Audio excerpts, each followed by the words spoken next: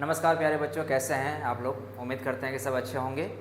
तो आज का वीडियो में हम लोग जो है देखेंगे क्लास 10th का साइंस चैप्टर का चैप्टर नंबर 1 रासायनिक अभिक्रियाएं एवं समीकरण। इस चैप्टर को हम लोग जहां तक हो सके इस वीडियो में ख़त्म करने का प्रयास करेंगे, तो ध्यान से आप लोग देखिएगा और समझने का प्रयास कीजिएगा। इसको थोड़ा जूम कर लेते हैं, प्रॉपर आप लोग को दिख रहा होगा, ठीक है।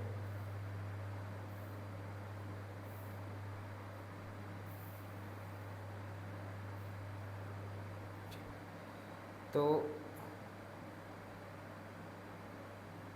हाँ, ये दिख रहा होगा रासायनिक अभिक्रियाएं एवं समीकरण। चैप्टर का नाम है रासायनिक अभिक्रियाएं एवं समीकरण। तो कभी भी चैप्टर को समझने से पहले क्या होता है, क्या उसका हेडलाइन या उसका हेडिंग या जो चैप्टर का नाम है उसको समझना बहुत ज़रूरी है। तो हम लोग जो है समझते हैं कि रासायनिक अभिक्रिया क्या है। तो अभिक्रिया क्या, रिएक्शन, ठीक है। जैसे किसी भी प्रकार से मान के चलिए कि अगर यदि किसी मच्छर ने काट लिया तो हम लोग क्या करते हैं, प्रतिक्रिया करते हैं, रिएक्शन करते हैं, उसको मारने का प्रयास करते हैं या उस जगह पे हम लोग जो है खुजलाते हैं। तो इसी प्रकार से बहुत सारा जो है अभिक्रिया होता है। अब अभिक्रिया क्या है, तो दो प्रकार का अभिक्रिया हम लोग जो है जनरली देखेंगे, भौतिक अभिक्रिया और रासायनिक अभिक्रिया। इसके अलावा भी बहुत सारा अभिक्रिया है, लेकिन फिलहाल हम लोग स्टार्ट करते हैं भौतिक अभिक्रिया और रासायनिक अभिक्रिया से। तो रासायनिक अभिक्रिया में क्या होता है कि वैसी रासायनिक अभिक्रिया या वैसी अभिक्रिया जिसमें पदार्थ क्या करता है, नया पदार्थ कोई भी अभिक्रिया करके बनाता है, उस नया पदार्थ से हम लोग पुनः पुराने पदार्थ को प्राप्त नहीं कर सकते हैं। जैसे कि मान के चलिए कि अगर यदि दूध से हम लोग दही बना लिए तो क्या दही से दूध बनेगा? नहीं बनेगा। तो ये क्या हो गया, रासायनिक अभिक्रिया हो गया। लेकिन वहीं अगर यदि हम लोग बात करते हैं कि पानी से बर्फ़ बना लिए तो बर्फ़ से क्या पानी फिर से हम लोग बना सकते हैं, तो वो क्या हो गया, भौतिक अभिक्रिया। इसमें केवल क्या हो रहा है कि केवल अवस्था चेंज हो रहा है, कोई उसका प्रॉपर्टी, कोई उस जो है दूसरा चीज़ चेंज नहीं हो रहा है। तो यहाँ पर कुछ कुछ चीज़ें हैं जो कि दिया गया है। कह रहा है आपने अपने दैनिक जीवन की निम्नलिखित परिस्थितियों पर ध्यान दीजिए और विचार कीजिए कि क्या होता है जब। तो यहाँ 3-4 जो है उदाहरण दिया गया है, इसके माध्यम से हम लोग समझने का प्रयास करेंगे। तो पहला क्या है कि गर्मियों में कमरे के ताप पर दूध को खुला छोड़ दिया जाता है। तो अगर यदि जो है कमरे के ताप में दूध को खुला छोड़ दिया जाता है तो अक्सर कई बार ऐसा होता है देखने की कि वो दूध फट जाता है। क्यों? तो उसमें क्या होता है कि अभिक्रिया होती है, ठीक है। तो ये कौन सा अभिक्रिया है, तो रासायनिक अभिक्रिया के अंतर्गत आएगा, क्योंकि फटा हुआ दूध से हम लोग पुनः जो है प्योर दूध नहीं प्राप्त कर सकते हैं। दूसरा क्या कह रहा है कि लोहे का तवा या तसला किल को आर्द्र वायुमंडल में खुला छोड़ दिया जाता है। तो कोई भी लोहा का पदार्थ, कोई तसला हो गया या कोई भी पदार्थ हो गया, उस पर क्या होता है कि आर्द्र या नमी में छोड़ देने के बाद उस पर एक भूरा रंग का परत चढ़ जाता है, जिसको जंक बोलते हैं। तो क्या जंक लगा हुआ लोहा से फिर जो है वो पहले वाला लोहा प्राप्त किया जा सकता है? तो नहीं किया जा सकता है। तो ये क्या हो गया, रासायनिक अभिक्रिया। फिर कह रहे हैं कि अंगूर का किण्वन हो जाता है। तो अंगूर से क्या किया जाता है, अगर यदि उससे शराब बनाया जाएगा तो भी उस शराब से फिर पुनः अंगूर को प्राप्त नहीं किया जा सकता है। जो कि शुरू में हम बताए कि अगर यदि जो है कोई नया पदार्थ बन जाता है अभिक्रिया के करने के फलस्वरूप और उस नया पदार्थ से फिर पहले अवस्था वाला पदार्थ को नहीं प्राप्त कर पाएंगे तो वो क्या हो जाएगा, रासायनिक अभिक्रिया। फिर कह रहा है कि भोजन पकाया जाता है। तो भोजन पकने के बाद फिर उसका जो है रूप बदल जाता है। फिर कह रहा है कि हमारा शरीर भोजन को पचा लेता है। तो जो भोजन हम लोग ग्रहण करते हैं तो उसका भी रूप बदल जाता है। फिर कह रहे हैं क्या, हम सांस लेते हैं तो सांस लेते हैं ऑक्सीजन और फिर क्या छोड़ते हैं, कार्बन डाइऑक्साइड। क्या ऐसा तो नहीं है कि हम लोग ऑक्सीजन लिया प्योर वही ऑक्सीजन को हम लोग छोड़ देते हैं, ठीक है। तो ये सब यहाँ पर कुछ उदाहरण दिया गया था जो कि रासायनिक अभिक्रिया को समझने में मदद करेगा। अब कह रहे हैं क्या, इन सभी परिस्थितियों में प्रारंभिक वस्तु की प्रकृति तथा पहचान कुछ न कुछ बदल जाती है। पदार्थ के भौतिक तथा रासायनिक परिवर्तनों के बारे में हम पिछली कक्षा में पढ़ चुके हैं। तो पिछली कक्षा में क्लास 9th में जो है ये सब के बारे में बताया गया है, भौतिक परिवर्तन के बारे में। जैसे मान के चलिए कि अगर यदि कोई लकड़ी है, लकड़ी को 2 टुकड़ा में बांट दिया तो वो तो लकड़ी ही है, उसका केवल जो है कोई चेंजेस नहीं हुआ है, बस उसका जो है साइज छोटा हो गया। या फिर कोई पेपर को फाड़ दिए तो क्या पेपर ही है, तो वो क्या हो गया, भौतिक परिवर्तन। लेकिन उसी पेपर को अगर यदि हम लोग जला देते हैं, उसे राख बना देते हैं, तो वो क्या होता है, वो रासायनिक परिवर्तन हो जाता है। क्यों? क्योंकि उस राख से पुनः हम लोग पेपर को प्राप्त नहीं कर सकते हैं। उसके बाद कह रहे हैं क्या, आप शायद सोच रहे होंगे कि रासायनिक अभिक्रिया का वास्तविक अर्थ क्या है। जो ऑब्वियस सी बात है कि माइंड में आएगा कि रासायनिक अभिक्रिया का बात क्या है, रासायनिक अभिक्रिया का क्या अर्थ होता है, नहीं होता है। हम कैसे जान सकते हैं कि कोई रासायनिक अभिक्रिया हुई है, इन प्रश्नों के उत्तर पाने के लिए आइए हम कुछ क्रियाकलाप करते हैं। तो यहाँ पर दिया गया है क्रियाकलाप, एक्टिविटी, क्योंकि जब तक हम लोग एक्टिविटी को नहीं समझेंगे तब तक जो है चीज़ों को नहीं समझ पाएंगे। कई बार क्या होता है कि व्यक्ति को थ्योरी तो बहुत अच्छा से पता होता है, जैसे कि कोई अगर यदि बाइक ही चलाना है, कार ही चलाना है, एरोप्लेन ही क्यों ना चलाना हो, ठीक है, लेकिन क्या होता है कि थ्योरी पूरा पता है कि हाँ ऐसे ऐसे करना है, लेकिन जब तक उसको हम लोग प्रैक्टिकली यूज़ नहीं करेंगे तब तक हम लोग उसके बारे में जो है परफेक्ट नहीं हो सकते। तो यहाँ पर क्या कह रहा है, क्रियाकलाप 1.1 कह रहा है सावधानी, इस क्रियाकलाप में शिक्षक के सहयोग की आवश्यकता है। सुरक्षा के लिए छात्र आंखों पर चश्मा पहन ले तो उचित होगा। तो क्या कह रहा है कि यहाँ पर सेफ्टी के लिए चश्मा पहन लेना जो है बेहतर रहेगा। अब यहाँ कह रहा है कि लगभग 2 सेंटीमीटर लंबी मैग्नीशियम रिबन को रेगमाल से रगड़कर साफ कीजिए। तो 2 सेंटीमीटर लंबा क्या लेना है, एक मैग्नीशियम का रिबन ले लेना है, फीता ले लेना है, और उसको किससे रगड़ के साफ करना है, रेगमाल। रेगमाल आप लोग जानते होंगे, कई बार क्या होता है कि घरों में लोहे की अलमारी वगैरह, गेट वगैरह या कोई भी वस्तुओं को लगाया जाता है तो उसके ऊपर जो है किसी प्रकार का रस्टिंग वगैरह हो जाता है, तो उसको साफ़ करने के लिए रेगमाल का इस्तेमाल किया जाता है। इसे चिमटे से पकड़कर स्पिरिट लैंप या बर्नर से इसका दहन करिए तथा इससे बनी राख को वॉच ग्लास में इकट्ठा कर लीजिए। तो कुछ कुछ चीज़ें हैं जिसको ध्यान में रखना है, ठीक है। ये यहाँ पर है वॉच ग्लास। अगर यदि बोलेगा बिकर, ठीक है, तो ये हो गया बिकर, ठीक है। अगर यदि बोलेगा फ्लास्क तो ये हो गया फ्लास्क, ठीक है, इस प्रकार से। अगर यदि बोलेगा परख नली तो इस प्रकार से ये परख नली, ठीक है। तो ये सब चीज़ों को कुछ जो है ध्यान में रखना है। ये क्या है, तो ये है बिकर। ये क्या है, ये है फ्लास्क। ये क्या है, तो ये है परख नली, ठीक है। तो कई बार क्या होता है कि थोड़ा सा आकृति भी ध्यान में रखना होता है। आप कह रहे हैं क्या, गिलास में इकट्ठा कर लीजिए, जैसा कि चित्र 1.1 में दिखाया गया है। मैग्नीशियम रेबन का दहन करते समय इसे अपनी आंखों से यथासंभव दूर रखें। यथासंभव यानी जहाँ तक संभव हो सके उसको अपने आँख से थोड़ा दूरी बना के रखना है। अब कह रहे हैं आपने क्या प्रेक्षण किया, तो जब अगर यदि हम लोग इसको प्रैक्टिकली देखेंगे तो क्या होता है कि मैग्नीशियम रेबन को जलाने के बाद बहुत ही तीखा प्रकाश निकलता है और उसके बाद जाके उससे राख प्राप्त होता है, और वो राख क्या हो जाता है, मैग्नीशियम ऑक्साइड। आगे हम लोग देखते हैं नेक्स्ट स्लाइड।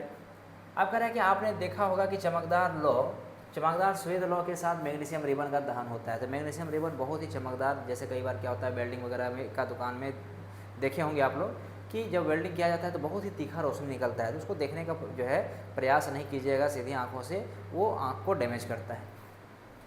अब कह रहे हैं कि और यह श्वेत चूर्ण में परिवर्तित हो जाता है, यह मैग्नीशियम ऑक्साइड का चूर्ण है। अभी बताए कि जब वो राख प्राप्त होता है तो वो क्या बनता है, मैग्नीशियम ऑक्साइड, क्योंकि ऑक्सीजन की उपस्थिति में जो है जलता है। आप लोग जानते हैं इस बात को भली भांति कि ऑक्सीजन गैस क्या करता है, जलने में सहायक होती है, और आग को बुझाने में सहायक कौन होती है, कार्बन डाइऑक्साइड। ये सब चीज़ों को ध्यान में रखिएगा।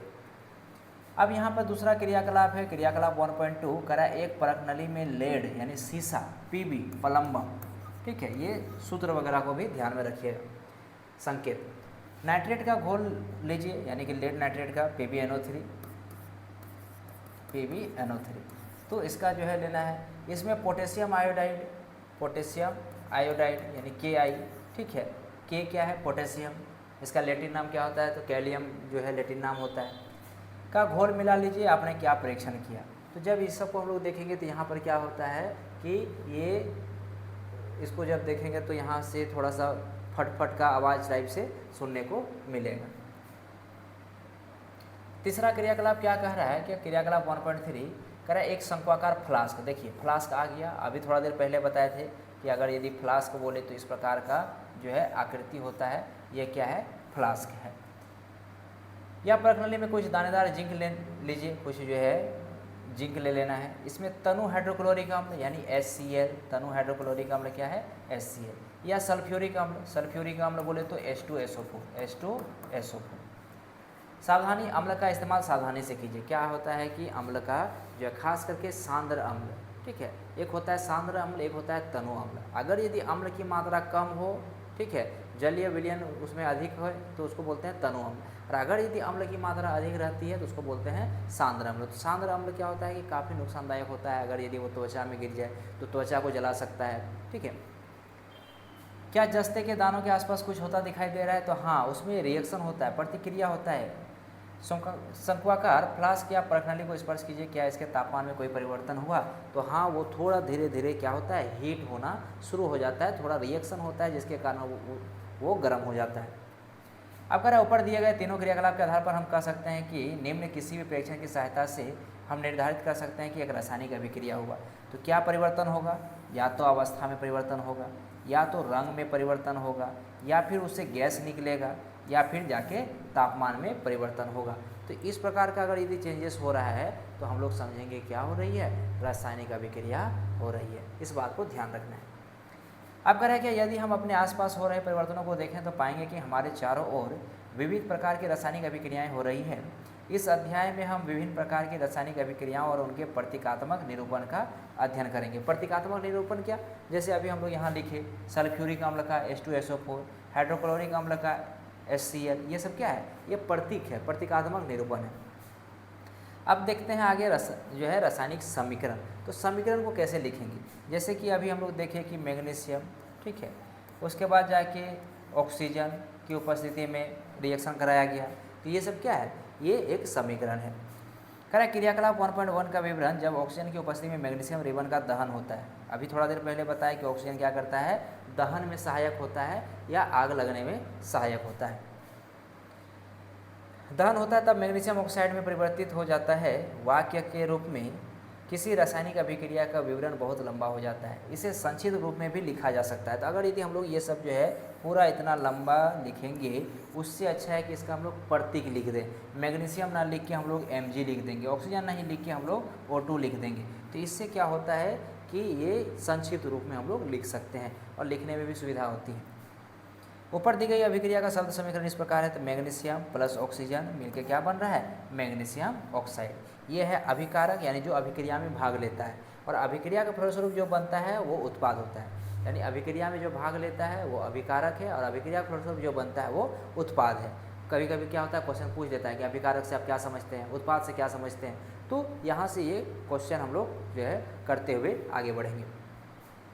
अभिक्रिया 1.1 में मैग्नीशियम तथा ऑक्सीजन ऐसे पदार्थ हैं जिनमें रासायनिक परिवर्तन होता है, इन्हें अभिकारक कहते हैं। अभी बताएं, ठीक है, अभिकारक के बारे में क्वेश्चन पूछ देता है।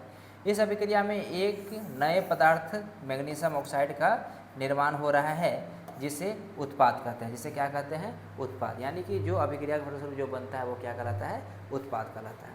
आगे हम लोग देखते हैं नेक्स्ट स्लाइड। करें शब्द समीकरण में अभिकारकों के उत्पाद में परिवर्तन को उनके मध्य एक तीर निशान लगाकर, ठीक है, जैसे यहाँ पर देखिए ये है मैग्नीशियम, ये है ऑक्सीजन, उसके बाद इसको तीर निशान लेके क्या, मैग्नीशियम ऑक्साइड MgO।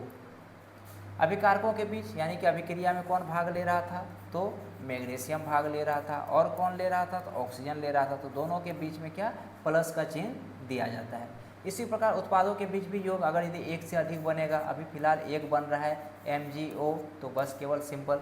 इसके अलावा इसमें अगर यदि कुछ बनता तो उसको भी हम लोग क्या करते, प्लस से जो है डिनोट करते।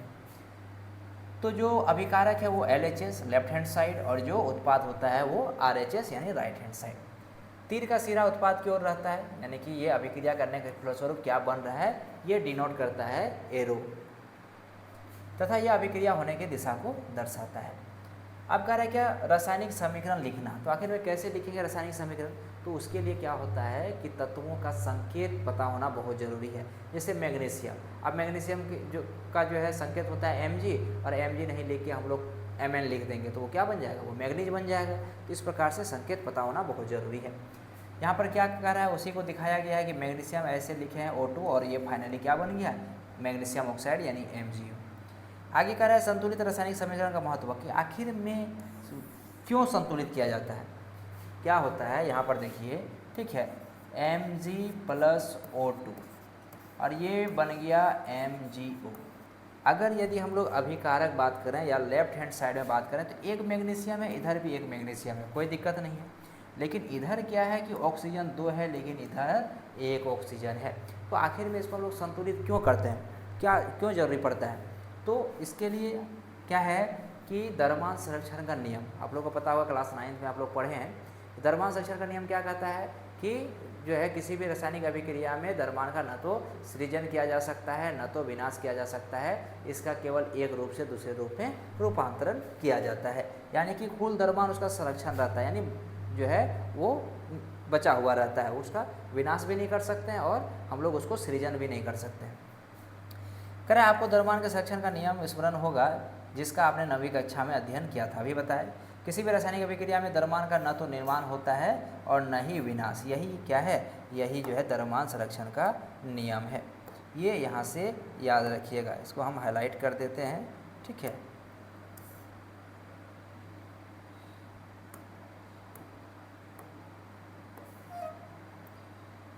ठीक, यहाँ क्या कह रहा है कि किसी भी रासायनिक अभिक्रिया में द्रव्यमान का न तो निर्माण होता है न ही विनाश, अर्थात किसी भी रासायनिक अभिक्रिया के उत्पाद तत्वों का कुल द्रव्यमान अभिकारक तत्वों के कुल द्रव्यमान के बराबर होता है। यही क्या है, यही द्रव्यमान संरक्षण का नियम है, याद रखना है इसको। जो है कॉपी में क्या करना है, स्टार दे के पॉइंट बना के उसको नोट डाउन करना है। दूसरे शब्दों में रासायनिक अभिक्रिया के पहले एवं उसके पश्चात प्रत्येक तत्व परमाणुओं की संख्या समान रहती है, इसलिए हमें कंकाली समीकरण क्या है, यानी कंकाल, ठीक है। जैसे ये Mg + O2 का ही हम लोग उदाहरण लिए, ये MgO, क्या ये संतुलित है? नहीं है। इधर मैग्नीशियम 1, इधर भी मैग्नीशियम 1, ठीक है, ये तो संतुलित है। लेकिन इधर 2 ऑक्सीजन, इधर कितना ऑक्सीजन? 1 ऑक्सीजन। तो इसको क्या करेंगे हम लोग, संतुलित करने के लिए 2 से मल्टीप्लाई करेंगे। तो ऑक्सीजन तो 2 हो गया, मैग्नीशियम यहाँ भी मैग्नीशियम फिर बदल गया, तो फिर इसको मैग्नीशियम को संतुलित करने के लिए फिर मैग्नीशियम को भी 2 से गुना करेंगे, तब जाके इधर 2 मैग्नीशियम 2 ऑक्सीजन 2 ऑक्सीजन, तो संतुलित हो गया। जैसे जिंक है Zn प्लस सल्फ्यूरिक अम्ल H2SO4, ये मिलके क्या बन रहा है, जिंक सल्फेट प्लस हाइड्रोजन। तो यहाँ पर क्या है, एक जिंक है, 2 हाइड्रोजन, एक सल्फर, 4 ऑक्सीजन, तो ये ऑलरेडी क्या है, संतुलित है, तो इसको संतुलित करने का जरूरत नहीं है। आगे हम लोग देखते हैं नेक्स्ट स्लाइड। यहाँ पर दिया गया है जिंक करें अभिकारक में परमाणु की संख्या, जैसे हम लोग अभी देखें ZnSO4 प्लस क्या था, Zn प्लस H2SO4,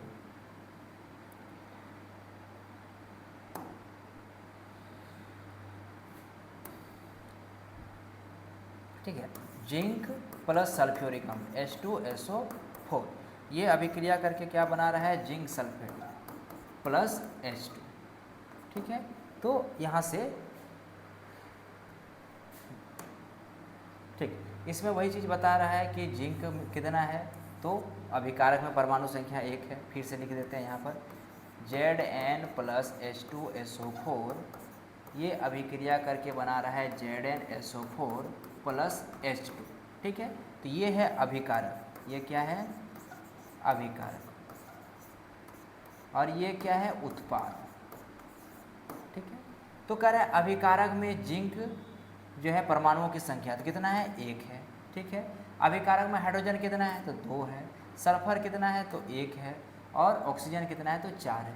फिर उत्पाद में भी क्या है, तो उत्पाद में भी सेम दिया हुआ है, तो ये क्या है, ये संतुलित है।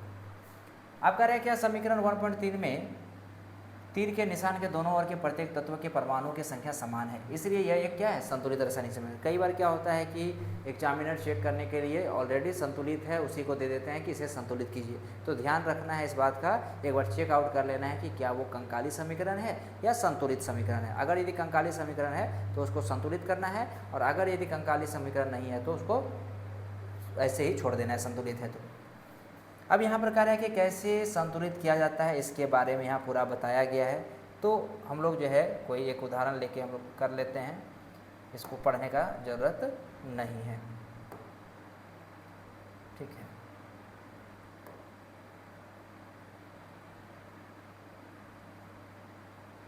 ठीक है, इसी का उदाहरण ले लेते हैं जो है नेक्स्ट स्लाइड में।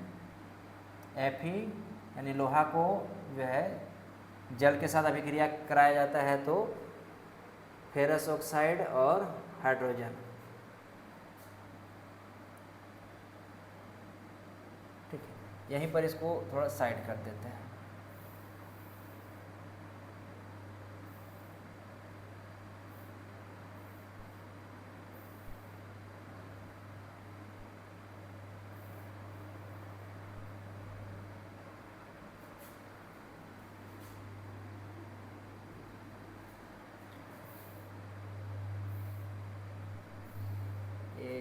इधर चला गया, ठीक है, ये साइड हो गया। तो हम लोग जो है इसी में संतुलित करने के लिए भी सीख लेते हैं, कुछ नहीं है, बहुत ही सिंपल है। अगर यदि हम लोग बात करें Fe प्लस H2O, लोहा प्लस जल, ये अभिक्रिया करके बन रहा है Fe3O4 प्लस हाइड्रोजन गैस निकल रहा है, ठीक है। अब क्या करना है, एक एक तत्व को ध्यान से देखना है। पहले अभिकारक में हम लोग फेरस को उठाएंगे, फेरस कितना है, 1 है, ठीक है। इधर फेरस कितना है, 3, तो पहले फेरस को संतुलित करेंगे, तो इसको भी 3 बनाएंगे, ठीक है। ऐसा नहीं कि यहाँ पर लिख देना है, इस बात का जो है ध्यान रखना है, ठीक है। इधर 3 फेरस, इधर भी 3 फेरस, संतुलित हो गया। अब आगे बढ़ेंगे, हाइड्रोजन देखेंगे, हाइड्रोजन कितना है, 2, इधर कितना है, 2, कोई बात नहीं है, बैलेंस है। अब यहाँ क्या देखना है कि क्या बच गया, ऑक्सीजन। ऑक्सीजन अभिकारक में 1 है लेकिन उत्पाद में 4 है। अब इसको बैलेंस करना है, ठीक है। तो इसको बैलेंस करने के लिए यहाँ थोड़ा जगह चाहिए, ठीक है, मिटाने के लिए।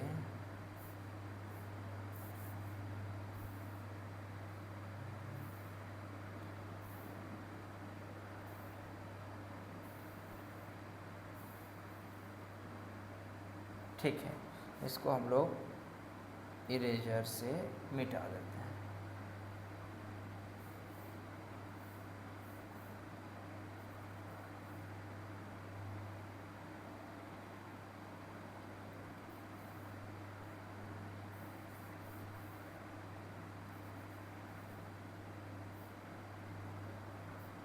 ठीक है, थोड़ा दिक्कत हो रहा है,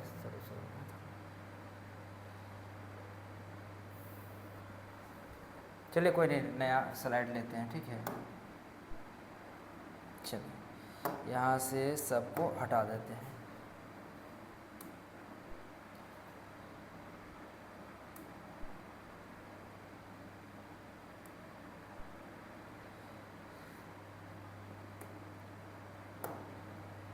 ठीक है, तो यहाँ से हम लोग क्या करते हैं, कौन सा उदाहरण ले रहे थे, तो Fe प्लस H2, ठीक है। ये अभिक्रिया करके बन रहा है Fe3O4 प्लस H2। थोड़ा सा जो है गैप लेके चलना है ताकि संतुलित करने के लिए वहाँ पर उसको जगह चाहिए होगा।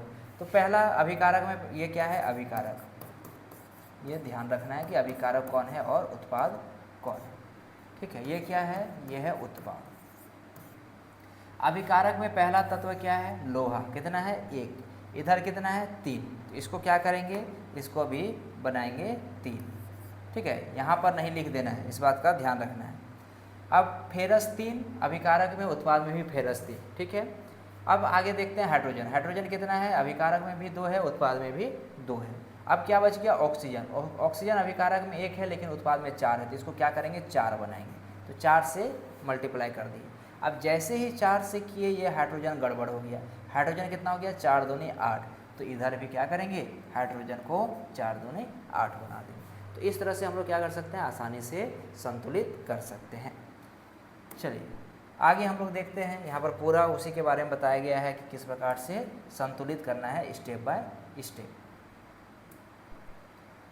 ठीक है। अब आगे आते हैं कि रासायनिक अभिक्रियाओं के प्रकार। अब हम लोग कुछ जो है प्रकार देखेंगे कि रासायनिक अभिक्रिया का कौन कौन सा प्रकार, जैसे उष्माक्षेपी अभिक्रिया हो गया, उष्माशोषी अभिक्रिया हो गया, विस्थापन अभिक्रिया हो गया, द्विविस्थापन अभिक्रिया हो गया, उपचयन अभिक्रिया, अपचयन अभिक्रिया, रेडॉक्स अभिक्रिया। तो ये सब अभिक्रिया के बारे में हम लोग यहाँ पर देखेंगे।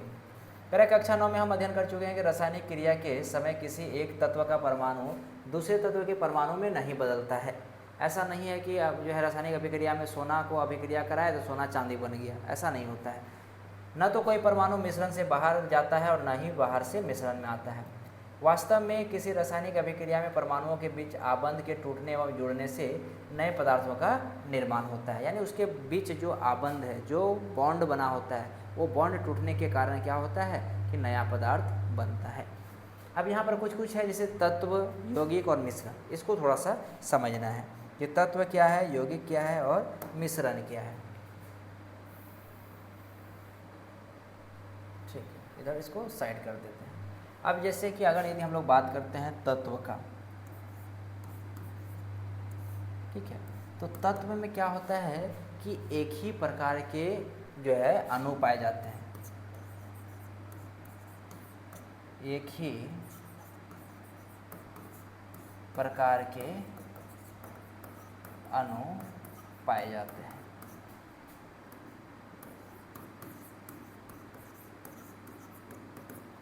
जैसे अगर यदि हम लोग बात करते हैं सोना, तो सोना में केवल सोना ही रहेगा, ठीक है। जैसे सोना, सोना का क्या होता है Au, ओरम, इसका लैटिन नाम क्या है ओरम। उसी तरह से अगर यदि हम लोग बात करें चांदी, तो चांदी का क्या होता है Ag, अर्जेंटम, ठीक है। तो इस प्रकार से ये सब क्या है तत्व। एक होता है यौगिक, तो यौगिक क्या है, तो इसमें दो या दो से अधिक तत्व एक निश्चित अनुपात में मिले रहते हैं, ठीक है। दो या दो से अधिक तत्व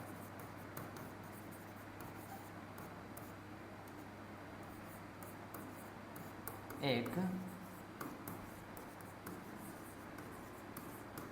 निश्चित अनुपात में, एक फिक्स रेशियो में, निश्चित अनुपात में मिले होते हैं या उपस्थित होते हैं, ठीक है। जैसे अगर यदि हम लोग उदाहरण लेते हैं जल, ठीक है, तो जल क्या है, एक यौगिक है। कभी कभी पूछ देता है कि बताओ जो है कोई उदाहरण देके कि ये तत्व है या यौगिक है या मिश्रण है, पूछ दिया कि जल क्या है, तो जल क्या है यौगिक है। क्यों? क्योंकि इसमें हाइड्रोजन 2 और ऑक्सीजन 1 अणु के अनुपात में पाया जाता है, यानी कि 2:1 में पाया जाता है। ये कौन सा अनुपात में? 2:1 में पाया जाता है। तो वही चीज़ यहाँ लिखे कि एक निश्चित अनुपात में। जैसे अगर यदि हम लोग जो है मीथेन का बात करें, ठीक है, मीथेन, तो क्या है ये CH4, यानी कि ये निश्चित अनुपात है कि कार्बन 1 रहेगा और हाइड्रोजन 4 रहेगा। तो इस प्रकार से अगर यदि निश्चित अनुपात में रहता है तो वो क्या होता है यौगिक होता है। अगर यदि वही हम लोग मिश्रण का बात करें, तो मिश्रण में क्या होता है कि किसी भी अनुपात में रहता है, कोई ज़रूरी नहीं है कि ये निश्चित अनुपात में हो, किसी भी अनुपात में रह सकता है।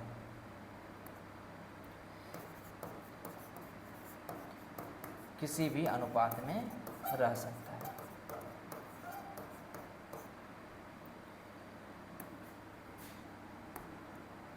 किसी भी अनुपात में रह सकता है, ठीक है। फॉर एग्जांपल अगर यदि हम लोग कोई बात करते हैं कि कोई मिश्रण वगैरह, जैसे कि अगर यदि कोई भी उदाहरण ले लेते हैं, तो अगर यदि हम लोग एक शरबत का ही उदाहरण ले लेते हैं, शरबत में क्या होता है कि अगर यदि हम लोग एक गिलास में 1 चम्मच चीनी डालते हैं तो भी वो मिश्रण हो गया, 10 चम्मच डालते हैं तो भी क्या है मिश्रण है, यानी उसमें कोई किसी प्रकार का कोई अनुपात फिक्स नहीं रहता है कि इतना। तो ये सब क्या है यहाँ पर तत्व, यौगिक और मिश्रण के बारे में थोड़ा सा बता दिए, इसको आप लोग नोट कर सकते हैं, ठीक है। आगे आते हैं यहाँ पर, ठीक है।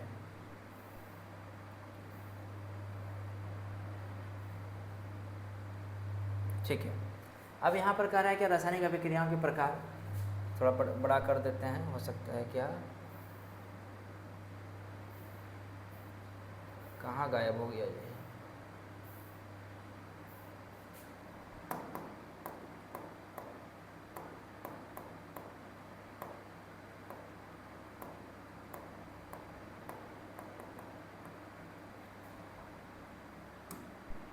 ठीक है,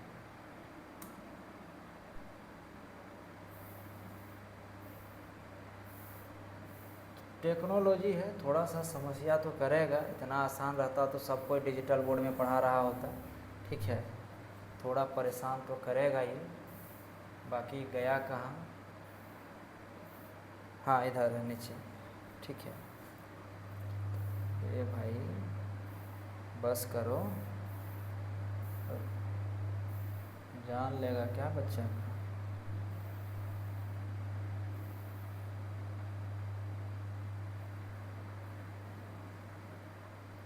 हाँ ठीक है, ज़्यादा जूम करने के चक्कर में ये और ख़राब हो जाता है, ठीक है। तो यहाँ दिख रहा होगा।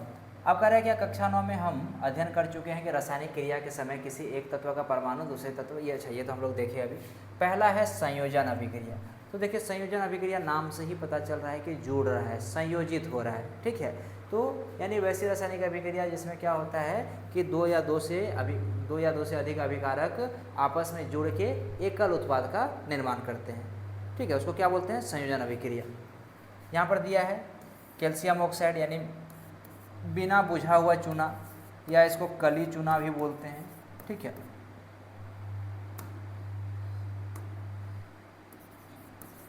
कली चूना, इसको जब जल के साथ अभिक्रिया कराया जाता है तो क्या बनता है, बुझा हुआ चूना यानी कि कैल्शियम हाइड्रोक्साइड। करें इस अभिक्रिया में कैल्शियम ऑक्साइड तथा जल मिलकर एकल उत्पाद कैल्शियम हाइड्रोक्साइड बनाते हैं। तो वही बात अभी बताया कि जब रासायनिक अभिक्रिया में दो या दो से अधिक अभिकारक आपस में अभिक्रिया संयोजित होकर या आपस में जुड़कर एकल उत्पाद का निर्माण करते हैं तो वो क्या होता है, वो जो है संयोजन अभिक्रिया होता है। अब हमेशा याद रखना है साइंस में खास करके डेफिनेशन लिखने के बाद जो है उसका एग्जाम्पल देना बहुत ज़रूरी है। इससे क्या होता है कि एग्जामिनर चाह के भी मार्क्स नहीं काट पाएगा, इस बात का ध्यान रखना है। अब यहाँ पर कह रहा है कि क्या आप जानते हैं, ये भी इम्पोर्टेंट होता है, थोड़ा इसको भी ध्यान में रखना है। कह रहा है ऊपर की अभिक्रिया में निर्मित बुझे हुए चूने के विलयन का उपयोग दीवारों की सफ़ेदी करने के लिए किया जाता है। तो वो सब बहुत पुराने ज़माने की बात है, हमारे ज़माने की बात है, आज से 500 साल पहले की बात है, ठीक है। जो है पहले क्या होता था कि लोग जो है बड़ा सा कोई जगह हुआ करता था या जानवर सबको पुआल खिलाने के लिए नाद होता था, उसमें चूना को घोल के उससे पुताई करते थे। लेकिन अब ऐसा गरीब कोई नहीं रहा, अब हर कोई जो है प्लास्टिक पेंट, पुट्टी, और बहुत गरीब है तो सनोसम वगैरह ये सब का इस्तेमाल कर रहे हैं। लेकिन पहले इस प्रकार से किया जाता था। ये कैल्शियम हाइड्रोक्साइड धीरे धीरे क्या होता था कि वायु में उपस्थित कार्बन डाइऑक्साइड के साथ अभिक्रिया करके कैल्शियम कार्बोनेट बना देता है, और वही कैल्शियम कार्बोनेट आगे चल के बाद में क्या करता है, जो है वो एक चमक ला देता था दीवार में। उसी के बारे में यहाँ पर दिया है, ये कैल्शियम हाइड्रोक्साइड और ये कार्बन डाइऑक्साइड अभिक्रिया करके कैल्शियम कार्बोनेट बना लिया, ठीक है। आगे आते हैं हम लोग नेक्स्ट स्लाइड में। यहाँ पर कह रहा है कि हाइड्रोजन और ऑक्सीजन, यहाँ पर भी एक और उदाहरण दिया गया है संयोजन अभिक्रिया का। यहाँ पर साफ साफ लिखा है, इसको हम हाईलाइट कर देते हैं, ठीक है।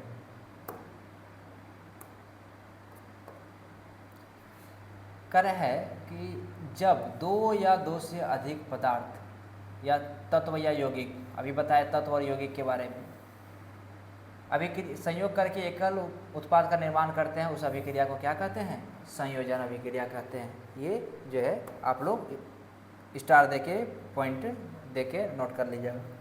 फिर कह रहा है क्रियाकलाप 1.4 में हमने यह भी देखा कि अधिक मात्रा में ऊष्मा उत्पन्न हुई, इससे अभिक्रिया मिश्रण गर्म हो जाता है। उससे क्या होता है, कई बार क्या होता है कि देखना चूना वगैरह को हाथ में लेके पानी में डुबोना, तो क्या होता है कि वो गर्म हो जाता है। या नहीं तो नॉर्मली सर्फ वगैरह जो होता है, डिटर्जेंट पाउडर, उसको भी हाथ में रख के पानी में डुबाने का प्रयास कीजिएगा, वो धीरे धीरे गर्म होने लगता है। क्यों? क्योंकि वो ऊष्माक्षेपी अभिक्रिया, उसे रिएक्शन करने के बाद वो हीट प्रोड्यूस करता है। तो यहाँ पर उसी का एक डेफिनेशन दिया है कि जिन अभिक्रियाओं में उत्पाद के निर्माण के साथ साथ ऊष्मा भी उत्पन्न होती है, उसे ऊष्माक्षेपी अभिक्रिया कहते हैं। और उसी का जो है यहाँ पर दिखाया गया है कि प्राकृतिक गैस का दहन, क्या आप जानते हैं कि श्वसन एक ऊष्माक्षेपी अभिक्रिया है। तो जो हम लोग ब्रीदिंग करते हैं, सांस लेते हैं, ये भी एक प्रकार से ऊष्माक्षेपी अभिक्रिया है। कई बार क्या होता है कि जब हम लोग जो है देखते हैं कि सांस को छोड़ते हैं, या हाथ के सामने ऐसे रख के सांस को छोड़ने का प्रयास कीजिए, देखिए थोड़ा लगेगा कि गर्म हवा अंदर से बाहर जा रहा है, तो वो भी क्या है, ऊष्माक्षेपी अभिक्रिया। अब यहाँ से आगे करेंगे, क्या आप जानते हैं कि श्वसन एक ऊष्माक्षेपी अभिक्रिया है। तो हाँ, हम लोग जानते हैं कि ये एक ऊष्माक्षेपी अभिक्रिया है। उसके बाद जो भोजन हम लोग ग्रहण करते हैं, वो भी पाचन होने के बाद वो भी हीट प्रोड्यूस करता है, ठीक है। कई बार क्या होता है कि अगर यदि ज़्यादा तला भुना चीज़ खा लेने के बाद पेट में जलन वगैरह देता है, क्यों? क्योंकि वो भी कहीं ना कहीं ऊष्मा प्रोड्यूस करता है, तो वो भी क्या है, ऊष्माक्षेपी अभिक्रिया। फिर है साग सब्जी वनस्पति, ये सब भी सड़ गल के ये भी क्या करता है, ऊष्मा प्रदान करता है, तो ये भी ऊष्माक्षेपी अभिक्रिया है। अब दूसरा है वियोजन या अपघटन अभिक्रिया। अभी हम लोग देखें संयोजन अभिक्रिया, उसी का जस्ट उल्टा क्या है, जो है वियोजन अभिक्रिया, यानी इसमें टूटना। उसमें क्या देखें कि दो या दो से अधिक अभिकारक आपस में संयोग करके एकल उत्पाद का निर्माण करते हैं। इसमें जस्ट उल्टा करना है कि एकल अभिकारक जब टूट के दो या दो से अधिक उत्पाद का निर्माण करते हैं, उसको वियोजन अभिक्रिया कहते हैं। उसी का यहाँ पर दिया गया है कि ये फेरस सल्फेट है, ये टूट के जो है फेरिक ऑक्साइड अलग बनाया, फिर सल्फर डाइऑक्साइड अलग बनाया, और फिर सल्फर ट्राइऑक्साइड ये अलग बना रहा है। आप देख सकते हैं कि इस अभिक्रिया में एकल अभिकर्मक टूटकर छोटे छोटे उत्पाद प्रदान करते हैं। यही क्या है? यही वियोजन अभिक्रिया है। यही जो है वियोजन अभिक्रिया है। यानी कि सीधी सी बात है कि आसान शब्दों में बोल सकते हैं कि जब एकल अभिकारक टूटकर दो या दो से अधिक उत्पाद का निर्माण करते हैं वो क्या कहलाता है? तो वो जो है वियोजन अभिक्रिया कहलाता है। यहाँ पर भी कैल्शियम कार्बोनेट को यहाँ पर भी देख सकते हैं कि कैल्शियम कार्बोनेट ये टूट रहा है कैल्शियम ऑक्साइड और कार्बन डाइऑक्साइड में, यानी एकल अभिकारक था, दो उत्पाद बन रहा है। यहाँ पर भी वही दिखाया गया है कि लेड नाइट्रेट किस प्रकार से लेड ऑक्साइड, नाइट्रोजन डाइऑक्साइड और ऑक्सीजन में टूट गया है। सब जो है वियोजन अभिक्रिया का ही उदाहरण दिया गया है। हमेशा याद रखना है कि डेफिनेशन लिखने के बाद उदाहरण उसका देना बहुत ज़रूरी है। नेक्स्ट स्लाइड हम लोग देखते हैं। यहाँ पर ये भी वही है, AgCl सिल्वर क्लोराइड टूट के यहाँ पर सिल्वर अलग हो जा रहा है, क्लोरीन अलग हो जा रहा है। ये सिल्वर ब्रोमाइड ये भी टूटकर सिल्वर और ब्रोमीन अलग हो जा रहा है, तो ये भी उसी का उदाहरण दिया है। यहाँ पर क्या होता है कि ये सिल्वर ब्रोमाइड का उपयोग ब्लैक एंड वाइट फोटोग्राफी में किया जाता है। इस चीज़ का यहाँ से ध्यान रखना है। एक मार्क्स में MCQ में ये क्वेश्चन पूछ सकता है कि बताइए कि जो है श्याम श्वेत यानी ब्लैक एंड वाइट, श्याम श्वेत यानी ब्लैक एंड वाइट फोटोग्राफी में किसका इस्तेमाल किया जाता है? तो इस्तेमाल किया जाता है सिल्वर ब्रोमाइड का। आगे हम लोग देखते हैं नेक्स्ट स्लाइड। यहाँ पर अब है विस्थापन अभिक्रिया। तो सीधी सी बात है, नाम से पता चल रहा है, विस्थापित कर देना यानी हटा देना।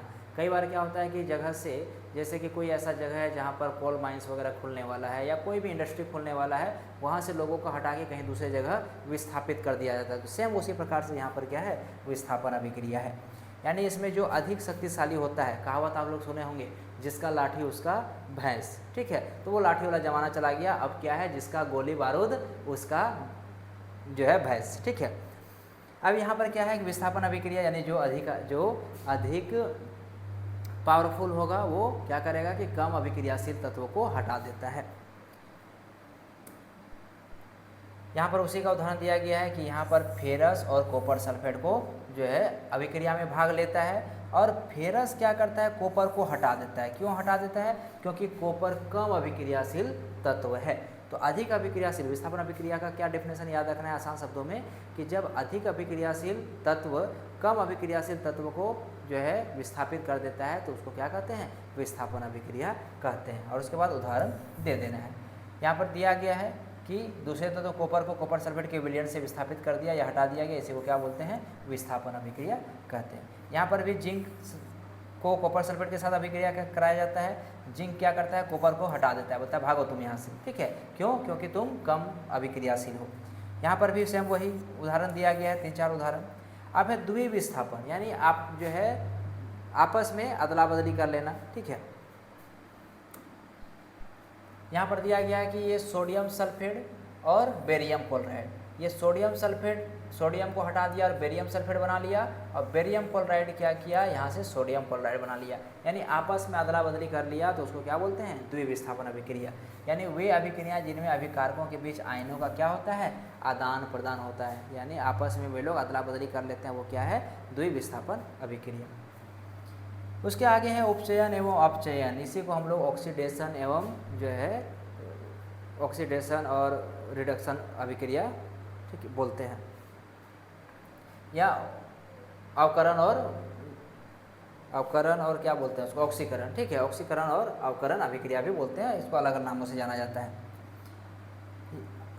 करेंगे कॉपर चूर्ण की सतह पर कॉपर ऑक्साइड की काली परत चढ़ जाती है। कई बार क्या होता है कि जो कॉपर का चूर्ण होता है या तांबा का, कई बार आप लोग नोटिस किए होंगे कि तांबा का तार को जो है छील देने के बाद बहुत दिनों के बाद देखने के बाद उसके ऊपर जो है एक परत चढ़ जाता है। यह काला पदार्थ क्यों बना? तो ये क्या हो गया? ये उपचयित हो गया, यानी ऑक्सीजन से अभिक्रिया कर लिया, ऑक्सीजन जुड़ गया उसमें। तो यहाँ पर कॉपर था और इसमें ऑक्सीजन जुड़ गया, क्या बन गया? Copper oxide. और यही कॉपर ऑक्साइड बनने के कारण उसके ऊपर काले रंग की परत चढ़ जाती है। इस बात का ध्यान रखिएगा। करें यदि इस गर्म पदार्थ कॉपर ऑक्साइड के ऊपर हाइड्रोजन गैस प्रवाहित की जाए तो सतह काली परत भूरे रंग की हो जाती है, क्योंकि इस स्थिति में विपरीत अभिक्रिया संपन्न होती है। तो पहले काली रंग हो गई किसके कारण? कॉपर ऑक्साइड बनने के कारण। फिर जब उस पर हाइड्रोजन से अभिक्रिया कराया जाता है तो कॉपर अलग हो जाता है और जल अलग हो जाता है। अभिक्रिया के समय जब किसी पदार्थ में ऑक्सीजन की वृद्धि होती है तो कहते हैं कि उसका उपचयन हुआ, यानी ऑक्सीजन जुड़ गया। ऑक्सीजन जुड़ गया तो ऑक्सीजन जुड़ गया तो उसको क्या बोलते हैं? ऑक्सीडेशन रिएक्शन या फिर उपचयन अभिक्रिया। और अगर यदि ऑक्सीजन की हानि हुई या हाइड्रोजन का संयोग हुआ तो वो क्या होता है? वो अवकरण अभिक्रिया या अपचयन अभिक्रिया।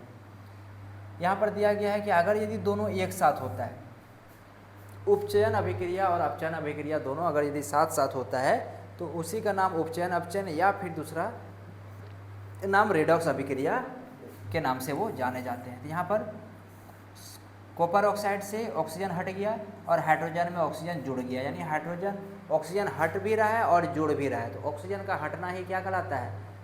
अवकरण या अपचयन, और ऑक्सीजन का जुड़ना क्या कहलाता है? उपचयन। तो अगर यदि ऑक्सीजन जुड़ भी रहा है और हट भी रहा है, इसका मतलब दोनों हो रहा है। तो दोनों हो रहा है तो उसी को क्या बोलते हैं? उपचयन अपचयन अभिक्रिया या तो फिर रेडॉक्स अभिक्रिया। यहाँ पर जो है एक दो उसी का उदाहरण दिया गया है। अब कह रहा है क्या? संक्षारण। नेक्स्ट क्या है? संक्षारण। तो संक्षारण क्या होता है कि कई बार संक्षारित हो जाता है, खराब हो जाता है, यानी अभिक्रिया करके। जैसे कि लोहा का ही कोई वस्तु हम लोग नया मार्केट से लेकर आते हैं, उस वक्त एक अलग चमक होती है, लेकिन कुछ दिन जो है खुले में छोड़ देने के बाद क्या होता है कि उसके ऊपर एक भूरे रंग की परत चढ़ जाती है। तो वही क्या है? संक्षारण है। ठीक है, उसी के बारे में यहाँ पर दिया गया है। फिर आगे है विकृत गंधिता। क्या है? विकृत गंधिता। तो विकृत गंधिता क्या होता है कि कई बार उसका सुगंध बदल जाता है, सेंट बदल जाता है। अगर यदि कोई तेलीय पदार्थ या वसायुक्त पदार्थ जो है कोई डब्बा वगैरह में रख दिया जाता है तो वो कुछ दिनों के बाद उसमें एक अलग प्रकार का स्मेल आने लगता है। तो वही क्या है? विकृत गंधिता। करा वसा युक्त अथवा तेलीय खाद्य सामग्री जब लंबे समय तक रखा जाता है तब उसका स्वाद या गंध क्या होती है? बदल जाती है। स्वाद या गंध क्या हो जाती है? बदल जाती है। तो उसी को क्या कहते हैं? वो विकृत गंधिता कहते हैं। तो इस तरह से ये पूरा चैप्टर था, जो कि हम लोग पूरा चैप्टर को एक बार पूरी अच्छी तरीके से ख़त्म कर दिए। ठीक है, इसके अलावा आप लोग को भी एक बार क्या कर लेना है? पढ़ लेना है। कोई भी चीज़ को कम से कम 3 बार पढ़ना चाहिए। एक बार खुद से पहले पढ़ना चाहिए, एक बार टीचर जब पढ़ा रहे हैं तब ध्यान से समझना चाहिए, और एक बार फिर टीचर के पढ़ाने के बाद। तो ये मोर देन एनफ है। तो इस प्रकार से ये पूरा का पूरा हम लोग थ्योरी को पढ़ लिए। अब जो है नेक्स्ट क्लास में हम लोग इसका आंसर वगैरह करेंगे। तो तब तक के लिए सबको बहुत बहुत धन्यवाद। वीडियो में बने रहने के लिए आप लोग अपने दोस्तों के साथ शेयर कीजिए, लाइक कीजिए, सब्सक्राइब कीजिए। कहीं कोई दिक्कत होता है तो कमेंट करके पूछ सकते हैं। ठीक है, तब तक के लिए बाय बाय, टेक केयर। आप जो है मिलते हैं नेक्स्ट वीडियो में।